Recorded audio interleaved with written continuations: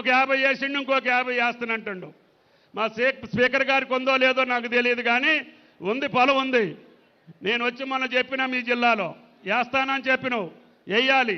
మన చూసి రైతు నేర్చుకోవాలి. మనం సంపాదిస్తే మన సంపాదన చూసి ఆయన వస్తాడు తప్ప మన పదవులు శాశ్వతం కాదు అని చెప్పి కూడా మీకు ఈ సందర్భంగా మనం చేస్తున్నాం. అందుకని ఈనాడు ఇది ఏ పార్టీకో ఏ వ్యక్తులకో సంబంధించింది కాదు. జీవితకాలం మొక్కేస్తే 40 సంవత్సరాలు ఉంటుంది. అందుట్లో కోకో వేసుకోవచ్చు, వక్కేసుకోవచ్చు, జాజ్ వేసుకోవచ్చు. 3 సంవత్సరాలు కూడా మీకు 51,000 రూపాయలు సబ్సిడీ ఇచ్చి అంతర పంట వేసుకుంటే కూడా మీకు డబ్బులు ఇచ్చే ఏర్పాటు చేస్తున్నాం. మొక్కలు ఫ్రీగా ఇస్తున్నాం, డ్రిప్ ఇస్తున్నాం, మందులు ఇస్తున్నాం, అంతర పంట వేసుకుంటే కూడా ఇస్తున్నాం. అంతర పంట మీరు వేసే పంటలలోనే ఈ పంట వస్తుంది. మిర్చిలో వేయండి, పత్తిలో వేయండి, ఆఖరికి వరి పొలంలో కూడా వేయండి.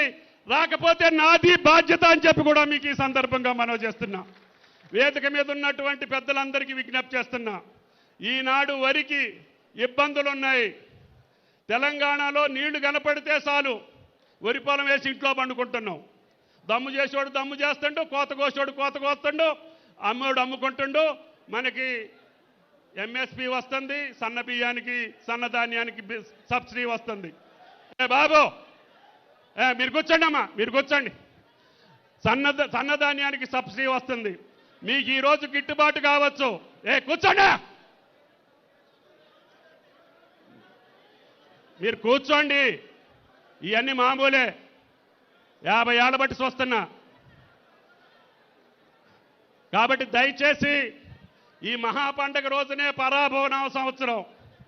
ప్రకృతికి పరాభవం జరగాలి, మనకి సన్నని జల్లులు పడాలి. కానీ అది కోపికిస్తే మన రైతులు గుండెలు పగిలిపోతున్నాయి.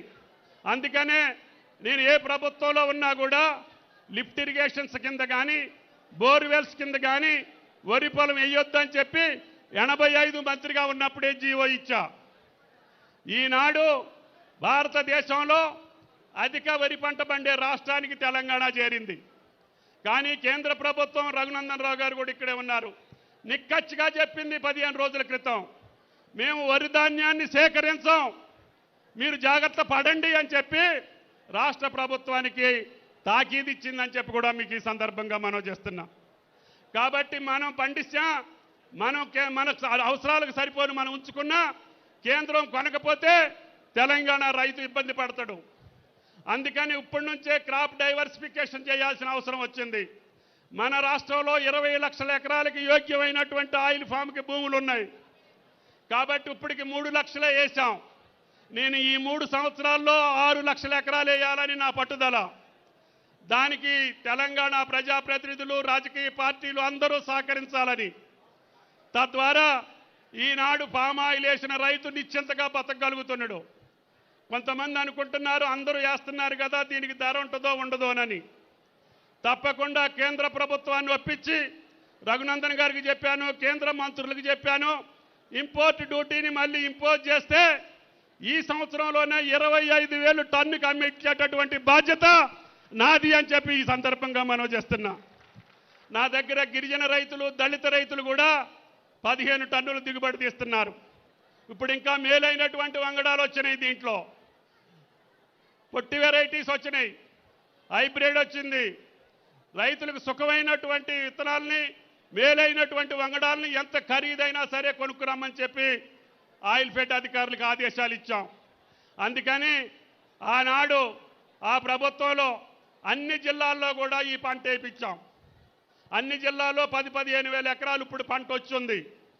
ఈ పంటకి ఫ్యాక్టరీ లేకపోతే ఈ పంట మొత్తాన్ని నిర్మల్ నుంచి కూడా అశ్వారావుపేటకి, మహబూబ్ నగర్ నారాయణపేట నుంచి కూడా అశ్వారావుపేటకి, అదేవిధంగా పెద్దపల్లి నుంచి కూడా అశ్వారావుపేటకి దోలాల్సి వస్తుంది.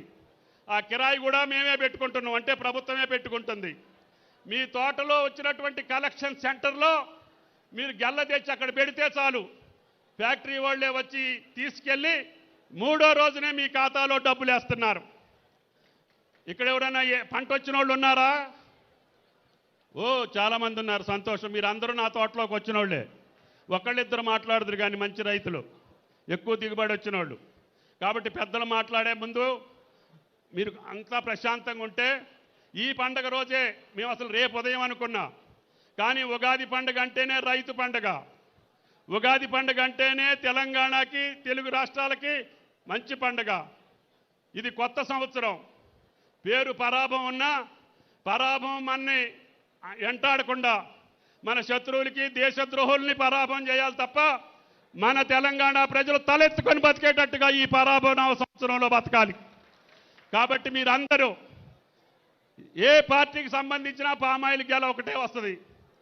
తెలుగుదేశం వాడికి అదే వస్తుంది, కాంగ్రెస్ వాడికి అదే వస్తుంది, బీజేపీకి అదే వస్తుంది, బీఆర్ఎస్కి అదే వస్తుంది. కాబట్టి మీరందరూ పంటేయండి. పార్టీలు స్థిరం కాదు, వ్యక్తులు స్థిరం కాదు, పదవులు స్థిరం కాదు. మీ బాగు, మీ నవ్వు, మీ యొక్క సంతోషం మాకు శాశ్వతంగా ఉండాలని చెప్పి మా కోరిక. కాబట్టి దయచేసి నాకు ఏ రాజకీయ పార్టీ ఉన్నా నా గుండెల్లో నేను ఇరిగేషన్ మంత్రిగా ఉంటే హరీష్ రావు గారిని 24 గంటలు ఇబ్బంది పెట్టా. నేను 15 సంవత్సరాలు ఇరిగేషన్ మంత్రి చేశా. అయినా తెలంగాణలో పచ్చబడుతున్నటువంటి తెలంగాణకి అందరం కలిసి చేయూతనిచ్చి క్రాప్ డైవర్సిఫికేషన్కి ఇప్పుడు ఇంతకంటే అవకాశం తక్కువ ఉంది. అందుకనే దయచేసి ఎక్కువ మంది రైతులు